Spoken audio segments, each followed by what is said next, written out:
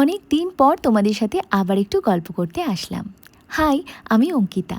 জানো তো, অনেক দিন ধরে না নিজের সাথে একটুও কোয়ালিটি টাইম স্পেন্ড করা হয়নি। তাই আজকে ভাবলাম চলো একটা সোলো ডেট হয়ে যাক। আগে জানো তো, 2018-19-এর দিকে আমি মাঝে মাঝেই একা একা বেরিয়ে পড়তাম।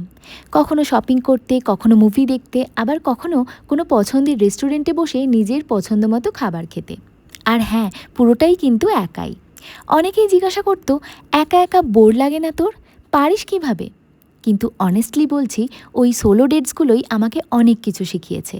আমার কনফিডেন্স বেড়েছে, নিজের ডিসিশান নিজে নিতে শিখেছি, সবসময় কারোর ওপিনিয়ন বা অ্যাপ্রুভালের অপেক্ষা করতে হয় না, এটা বুঝতে পেরেছি। আমি মনে করি, নিজেকে ভালো কোম্পানি দিতে পারলে পৃথিবীর অন্য যে কোনো কোম্পানিকেও তুমি আরও বেশি অ্যাপ্রিসিয়েট করতে পারবে। তাই মাঝে মাঝে নিজের জন্য একটু সময় রেখো। সে কফি ডেটই হোক, শপিংই হোক, বা শুধু একটু ওয়াক। ট্রাস্ট মি, তুমি নিজেকে নতুন করে ডিসকভার করবে। আর আজকের সোলো ডেটটাও কিন্তু শেষ পর্যন্ত সোলো ডেট থাকলো না, আমার হাজব্যান্ডও জয়েন করে গেল। আর সোলো ডেটটা হয়ে গেল আমাদের লিটল ডেট। আর বুঝলাম, নিজের সাথে সময় কাটানোটা যেমন স্পেশাল, ঠিক তেমনই নিজের ফেভারিট মানুষটাকেও পাশে পাওয়ার ফিলিংটাও কিন্তু আলাদা।